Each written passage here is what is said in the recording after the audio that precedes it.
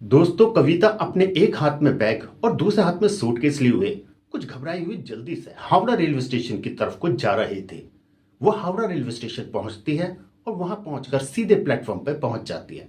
Platform पे अभी train आई नहीं थी, इसलिए कविता अपना बैग और अपना सूटकेस वहीं रख देती है और वहीं पर ट्रेन का वेट करने लगती है। वो लगातार जिस डायरेक्शन से ट्रेन आती है उधर की तरफ को ही देख रही थी। कविता देखने में बहुत ज्यादा सुंदर थी, शायद इसीलिए प्लेटफॉर्म पर खड़े हुए आसपास के लोग कविता की तरफ को देख रहे थे। कुछ लोग उसके आसपास मंडरा रहे थे तो कुछ चलते फिरते जो एक आध कमेंट्स भी पास कर रहे थे। लेकिन कविता इन सब चीजों से पूरी तरह से अनजान थी और उसने इन सब चीजों को अनदेखा किया हुआ था। वो ऐसा लग रहा था कि कुछ जल्दी में है और सिर्फ ये चाहती है कि ट्रेन आ जाए और वो जल्दी से उसमें बैठ जाए। दोस्तों, ऐसा क्या हुआ था कविता के साथ आज के इस एपिसोड में आप देखेंगे। मेरा नाम है साहिल और आप देख रहे हैं सच्ची कहानियां। दोस्तों, वीडियो शुरू करने से पहले मेरी आपसे एक रिक्वेस्ट रहेगी कि आप हमारी इस वीडियो को लाइक करके चैनल को सब्सक्राइब जरूर कर लें और अगर आपको हमारी ये वीडियो अच्छी लगे तो अपने दोस्तों के साथ शेयर जरूर करें और साथ ही बताएं कि आपका नाम क्या है और आप किस शहर से हैं। तो दोस्तों, जल्दी से वीडियो को शुरू करते हैं। अब कविता बैठी हुई रेल आने का वेट कर रही थी। कुछ ही देर में ट्रेन स्टेशन पर पहुंचती है। ये ट्रेन थी राजधानी टू दिल्ली, जो सीधा दिल्ली जाते थे। अब कविता अपना बैग और सूटकेस लेकर ट्रेन के अंदर जाती है और अपनी जाके सीट पर एक बैठ जाती है विंडो वाली पर। थोड़ी देर के बाद ट्रेन वहां से चल पड़ती है और अपने डायरेक्शन पर दौड़ने लगती है। ट्रेन हावड़ा रेलवे स्टेशन को पार करने के बाद कुछ देर के बाद में आसनसोल रेलवे स्टेशन पर पहुंचती है। आसनसोल रेलवे स्टेशन पर पहुंचने के बाद वहां से कुछ सवारियां चढ़ती हैं, जहां से एक नरेश नाम का लड़का भी उस ट्रेन के अंदर चढ़ जाता है। नरेश अपनी सीट को ढूंढता हुआ उसी सीट के पास पहुंचता है जहां पर पहले से कविता बैठी हुई थी। नरेश की सीट लोअर वाली सीट थी, इसलिए वो कविता से बोलता है कि मैम, ये मेरी सीट है, क्या मैं यहाँ विंडो के पास बैठ सकता हूँ। कविता जैसे ही अपना चेहरा घुमा के नरेश की तरफ देखती है, नरेश को विश्वास नहीं होता कि वो इस समय कविता से इस हाल में मिलेगा। वो क्योंकि कविता कोई और नहीं बल्कि नरेश की धर्म पत्नी थी, जिससे आज से ठीक 8 साल पहले नरेश से कविता ने तलाक ले लिया था। इसके बाद नरेश उससे कुछ नहीं कहता, वो चुपचाप साइड में बैठ जाता है।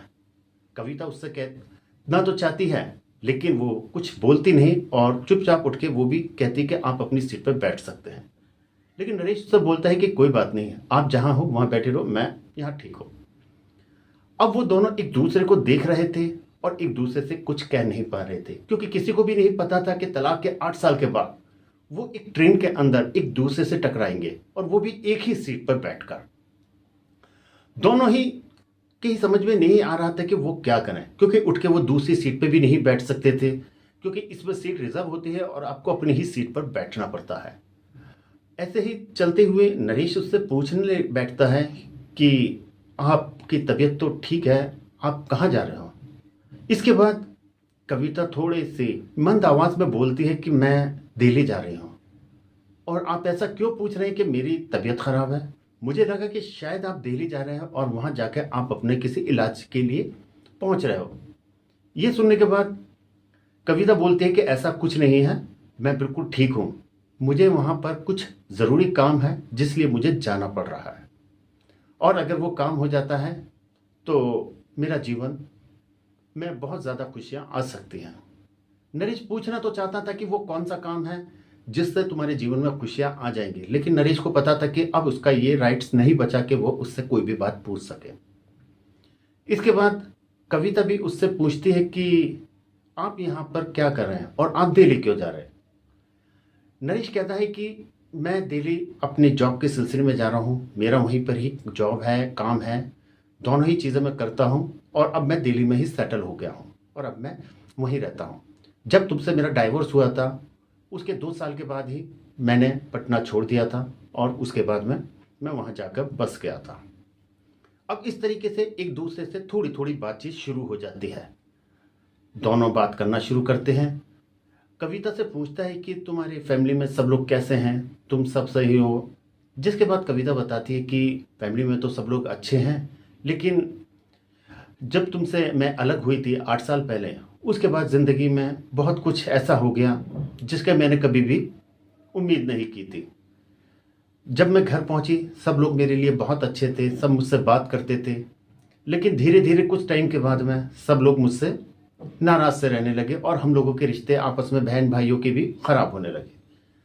कुछ टाइम के बाद मेरी बहन की शादी हो जाती है, वो अपने ससुराल चली जाती है, और उसके बाद मेरा छोटा भाई था, उसकी भी शादी आती है, और हमारे घर एक भाभी आ जाती है। भाभी शुरू से ही मुझे पसंद नहीं करती थी, जिसके चलते मेरे और भाई में अक्सर लड़ाई होती रहती थी। जिसके बाद मैंने कहा कि मैं अब साथ नहीं रह सकती, और इसके बाद मैंने यहाँ पर कोलकाता में एक जॉब देखी और कोलकाता में आकर मैं जॉब करने लगी। नरेश समझ जाता है और कुछ नहीं कहता। इसके बाद कविता पूछती है नरेश से कि तुम बताओ अपने बारे में, अब तो तुम्हारी लाइफ बहुत अच्छी गुजर रही होगी। मैं अक्सर तुम्हें बहुत ज़्यादा टोका टाकी करती थी, तुम्हें परेशान करती थी, तुम्हें लगता था कि मैं तुम्हारे साथ बहुत गलत करती हूँ। अब तो तुम बिल्कुल फ्री माइंड अच्छे से रहते होगे। जिसके बाद कहता है कि नहीं, कुछ कुछ ऐसा ही मेरे साथ भी हुआ है, लेकिन मैं क्या बताऊं, कहानी बहुत लंबी है, कभी फुर्सत से बैठेंगे तो मैं तुम्हें बता पाऊंगा।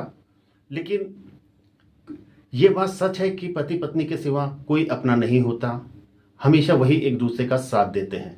मेरे भाई भी मेरे साथ में, अब कोई उनका बर्ताव अच्छा नहीं रहा, जो मेरा हिस्सा था वो भी उन लोगों ने रख लिया, मेरी उनसे लड़ाई हुई। जिसके बाद मैंने भी अपना काम अपना अलग शुरू कर दिया, दिल्ली में आके रहना शुरू कर दिया। कह रहे अच्छा। इसके बाद कविता पूछती है तो फिर तुम्हारी पत्नी कहाँ है। ये सुनने के बाद वो बोलता है कि मैंने अभी तक शादी नहीं करी। तो कविता बोलती है कि तुम्हें अब शादी कर लेनी चाहिए, इतने टाइम तक अकेले कैसे जिंदगी काटोगे, एक जीवन साथी का होना भी तो जरूरी है जो तुम्हारे साथ रह सके। जिसके बाद नरेश बोलता है कि ठीक है, देखेंगे, अभी तो फिलहाल मेरा कुछ इरादा नहीं है, अगर आगे कोई अच्छी लड़की मिली तो मैं शादी जरूर कर लूंगा। फिर नरेश भी सोचता है कि क्यों ना मैं भी इससे पूछूं कि उसकी लाइफ में क्या चल रहा है, क्या उसने शादी कर ली या नहीं। नरेश हिचकते हुए उससे पूछता है, कविता क्या तुमने शादी कर ली। कविता बोलती है कि अभी तो मैंने शादी नहीं करी, क्योंकि मैं पहले ही उस तलाक वाले दर्द से उभर नहीं पाई थी, लेकिन अब ऐसा लगता है कि मुझे शादी करनी चाहिए। और तुम अभी मुझसे पूछ रहे थे ना कि मैं दिल्ली क्यों जा रही हूँ, तो मैं दिल्ली शादी के सिलसिले में ही जा रही हूँ। वहाँ मेरी एक फ्रेंड है और वो नेहा, उसने मुझे एक रिश्ता बताया है। ये सुनने के बाद नरेश को थोड़ा दुखी होता है और वो चेहरा झुका लेता है और कुछ फिर बात नहीं करता। अब काफी देर तक वो दोनों एक दूसरे से कोई बात नहीं करते। तभी ट्रेन में खाना आना शुरू हो जाता है और सबको खाना दिया जाने लगता है। नरेश और कविता भी अपना अपना खाना लेती हैं और उसके बाद वो खाना शुरू कर देते हैं। लेकिन नरेश खाना नहीं खाता। नरेश को खाना ना खाते हुए देखकर कविता उससे पूछती है कि आप खाना क्यों नहीं खा रहे। नरेश बोलता है कि मुझे फूड पॉइजनिंग की परेशानी है, मेरे कुछ प्रॉब्लम है, इसलिए मैं खाना नहीं खा रहा। ये सुनने के बाद कविता अपने बैग से एक टिफिन निकालती है और उसके अंदर कुछ खाना रखा हुआ था और वो उसे खाने के लिए दे देती है और कहती है कि तुम फिर ये खाना खा लो, मेरे घर का बना हुआ है। जिसके बाद नरेश बहुत खुश होता है और कहता है कि इसके अंदर नमक तो ज्यादा नहीं मिला हुआ। वो मजाक में इस तरीके से कविता से बोलता है। कविता बोलती है कि मुझे याद है कि तुम नमक के लिए क्यों कह रहे हो, उस दिन मेरी गलती नहीं थी, मैंने तुम्हें तब भी बताया था, खाने में नमक आपकी बहन ने डाल दिया था जिस वजह से नमक ज्यादा हो गया था, लेकिन तुमने मुझे गलत समझा। लेकिन एक दूसरे से फिर वो हंसी मजाक करने लगते हैं। एक बार फिर से वो दोनों फ्रैंक होने लगते हैं और उसके बाद नरेश उस डब्बे को खोलता है, जो छोटा सा एक डब्बा होता है, और उसमें कुछ पराठे और अचार रखा हुआ था। नरेश को ये बहुत अच्छे लगते थे। नरेश कहता है कि आज तो तुम्हारे पास मेरा फेवरेट खाना है, पराठे और अचार। आलू के पराठे और अचार मुझे शुरू से ही बहुत पसंद था। चलिए, आज किस्मत थी, मैंने कभी सोचा नहीं था जिंदगी में मुझे कभी ये खाने को मिलेगा। इसके बाद वो खाने लगता है। कविता पूछती है कि तुम्हें फूड पॉइजनिंग की परेशानी तो होनी ही थी, इतनी ड्रिंक जो करते थे, ऊपर से स्मोक भी करते थे। नरेश बोलता है कि मैं जानता हूं कि मैं बहुत ज्यादा ड्रिंक और नशा करता था, लेकिन अब मैं वो सब कुछ छोड़ चुका हूं। अब मैं ड्रिंक बिल्कुल भी नहीं करता, और मुझे ड्रिंक छोड़े हुए अब करीब 5 साल हो चुके हैं। 5 साल से ना तो मैंने कभी ड्रिंक की है और ना ही मैंने कभी स्मोक किया है। ये बात सुनने के बाद कविता जोर से हंस पड़ती है और कहती है कि मुझे तुम्हारी सिर्फ इसी बात पे विश्वास नहीं होता कि तुमने ना सिर्फ ये चीज के लिए बल्कि झूठ बोलना भी अभी तक नहीं छोड़ा। नरेश कहता है कि काश मेरे पास तुम्हें विश्वास दिलाने के लिए कोई रास्ता होता जिससे मैं बता सकता कि ना सिर्फ अब मैं झूठ बोलना बंद कर दिया है, बल्कि मैंने सच में ड्रिंक करना और स्मोक करना भी बंद कर दिया है। मैं अपने किसी भी पेरेंट्स की, मम्मी पापा जिसकी कसम खाओ, आपको खा के विश्वास दिला सकता हूं। यह सुनने के बाद कविता कहती है अगर तुमने सच में छोड़ दिया है तो ये बहुत अच्छी बात है, लेकिन काश कि ये चीजें तुमने पहले छोड़ दी होती तो हमारे बीच में ये दूरियां जो बनी थी वो ना बनती। इतना कहने के बाद दोनों एक दूसरे के लिए एक अलग सा फील करने लगते हैं और उनके इमोशंस जाग जाते हैं। फिर धीरे धीरे वो अपने गुजरे हुए वक्त की बहुत सारी बातें करते हैं, तरह तरह की मीठी मीठी बातें, कुछ अच्छी कुछ मीठी, और एक दूसरे से बातें करते हुए हंसते हुए ट्रेन का सफर चल रहा था। इसके बाद में बातें करते करते ही आज पानी पीते हुए नरेश के हाथ से बोतल छूट जाती है और वो उसके कंबल पे गिर जाती है, और जिस वजह से नरेश का कंबल गीला हो जाता है। पहले से ही सर्दी का मौसम था, दिसंबर का टाइम चल रहा था और रात में सर्दी हो जाती है। ऊपर से राजधानी में चिलचिलाता हुआ एसी जो कि पूरे किसी भी इंसान को सर्दी महसूस करने पे मजबूर कर देता है। इसके बाद में वो उस कंबल को लेता है और साइड में रख देता है। खाना खाने के बाद दोनों बैठ जाते हैं और कविता अपने कंबल को ओढ़ के बैठी हुई थी, वहीं दूसरी तरफ नरेश एक हल्की सी चादर को अपने ऊपर ढके हुए था। लेकिन नरेश के देखने से साफ लग रहा था कि उसे सर्दी बहुत तेज लग रही है। ये देख के कविता उससे बोलती है कि तुम चाहो तो ये कंबल थोड़ा सा अपने ऊपर डाल सकते हो। नरेश कहता है कि नहीं नहीं, शायद इसके ऊपर फिर से मेरे पर पानी गिर जाए और पता चला दोनों ही बिना कंबल के फिर से सफर कर रहे हो। ये सुनकर कहती है कि नहीं, अब हमने खाना खा लिया और मैं कंबल नहीं डालने दूंगी, मैं पानी नहीं डालने दूंगी। अगर तुमने पानी डाला तो मैं तुम्हारा सर फोड़ दूंगी। इतना कहने के बाद फिर दोनों हंसते हैं और नरेश कंबल के अंदर आ जाता है, और इसी तरीके से वो बात करते हुए पूरी रात गुजार देते हैं। अब सुबह स्टेशन पे वो new Delhi railway station train पहुंचने वाली थी। इसके बाद नरेश फिर से पूछता है कि दिल्ली आने वाला है, यहां से तुम कैसे जाओगे और तुम्हें कहां जाना है? मैं दिल्ली में पिछले 5 साल से 6 साल से रह रहा हूं और मुझे सारी चीजें पता है। अगर तुम चाहो तो मैं तुम्हें तुम्हारी जगह पर पहुंचा सकता हूं। कविता कहती है कि नहीं नहीं, आप परेशान ना हो, मेरी एक फ्रेंड है नेहा, वो मुझे रेलवे स्टेशन से ही रिसीव करेगी, जिसके बाद वही बताएगी कि आगे मुझे कहां जाना है, इसलिए आप परेशान ना हो। नरेश और दूसरी तरफ कविता एक दूसरे से बहुत कुछ कहना चाहते थे, लेकिन वो कह नहीं पा रहे थे। शायद उनको लग रहा था कि अब इन चीजों का समय गुजर चुका है। इसके बाद नरेश आखिरी बार कविता से कहता है कि कविता, अगर तुम बुरा ना मानो तो मैं तुमसे कुछ कहना चाहता हूं। जिसके बाद कविता बोलती है कि अभी तो पूरे रास्ते हमने बात करी है, अभी भी कुछ बात करने को क्या रह गया है? इसके बाद नरेश अपने कान पकड़ता है और घुटनों के बल बैठ के कहता है कि कविता, मैं अपने हर किए की तुमसे माफी मांगता हूं। मैं जानता हूं मैंने तुम्हें बहुत दुख दिए हैं, मैंने तुम्हारी बात नहीं मानी और बहुत मेरी गलतियां थी, लेकिन मैं उन सब गलतियों के लिए तुमसे माफी मांगता हूं। नरेश को इस तरह से माफी मांगते हुए कविता बोलती है कि मैंने तो तुम्हें पहले ही माफ कर दिया और मेरे दिल में तुम्हारे लिए कुछ बैर नहीं है और तुम अपनी जिंदगी अपने तरीके से जी सकते हो। नरेश कहता है कि मैं जिंदगी अपने तरीके से नहीं, हम दोनों के तरीके से जीना चाहता हूं। जिस पर कविता कहती है कि तुम्हारा कहना क्या चाहते हो?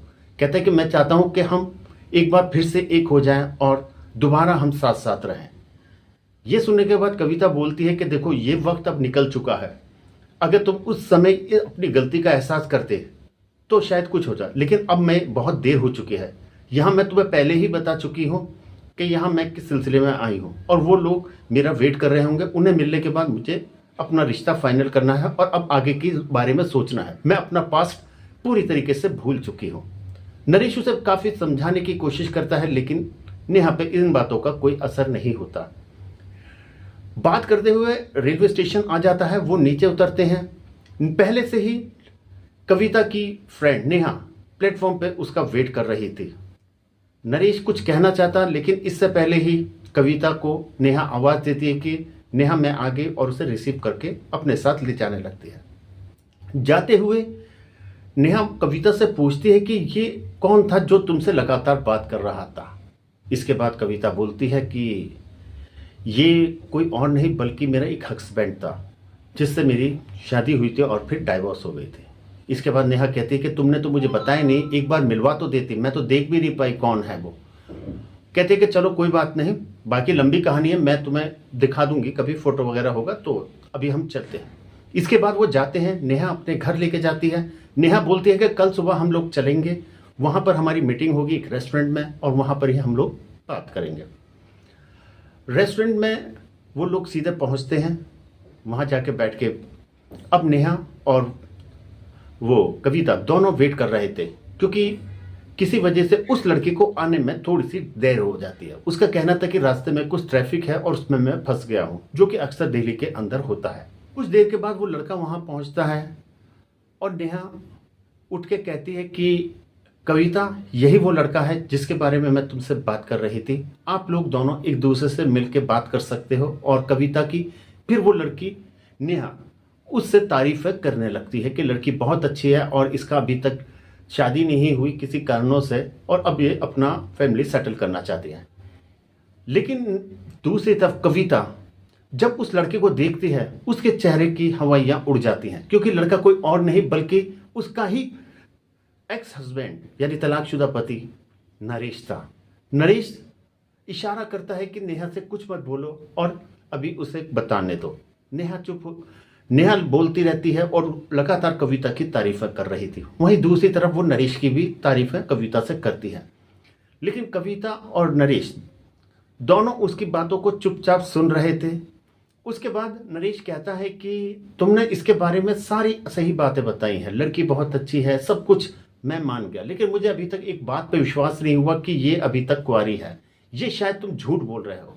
इसके बाद नेहा कहती है कि सर हाँ मैंने ये तो झूठ बोला, लेकिन आपको इस चीज़ का कैसे पता चला। वो कहता है कि मुझे इसलिए पता चला क्योंकि जिस लड़की को मेरे सामने खड़ी हुई है मैं इसका एक्स हस्बैंड हूँ और इसी से मेरी डाइवोर्स हुई थी। ये सुनने के बाद नेहा कहती है कि अगर आप लोग दोबारा से, वो कुछ नहीं बोलती, चुप हो जाती है। इसके बाद नरेश कविता से बोलता है कि देखो हमें जीवन ने फिर एक बार एक मौका और दिया है, एक ट्रेन में दिया था, एक यहाँ दिया है, और इस अवसर को मत गवा। हम लोग एक बार फिर हो सकते हैं। मैं बिल्कुल सुधर गया हूँ, मेरे पास अब सब कुछ है, मेरा अपना बिजनेस है, मेरी जॉब भी है, मैं दोनों ही चीज़ें करता हूँ और मैं अब फैमिली से भी अलग रहता हूँ और हर तरीके से मैं तुम्हें खुश रखूँगा, तुम मुझे एक आखिरी मौका दे दो। इसके बाद नेहा भी कविता को समझाती है और वो दोनों मान जाते हैं। नरेश बिना देर किए कविता को अपने घर ले जाता है। घर जाने के बाद में कविता पूछती है कि सब लोग कहाँ हैं। वो कहता है कि मैं सबसे अलग रहता हूँ और तुम्हें भी अलग रखूँगा, ताकि हमारे आने वाले भविष्य में फिर से कोई इस तरीके के डिफरेंसेस, कोई अनबन ना हो, जो अक्सर दूसरे लोगों के कहने पर और बोलने पर हम लोग एक दूसरे से लड़ बैठते हैं। और इसके बाद उनकी लाइफ में सब कुछ सही चलता है। दोस्तों आपको ये कहानी कैसी लगी आप हमें कमेंट्स बॉक्स में ज़रूर बताएं, और साथ ही बताएं आपका नाम क्या है और आप किस शहर से हैं।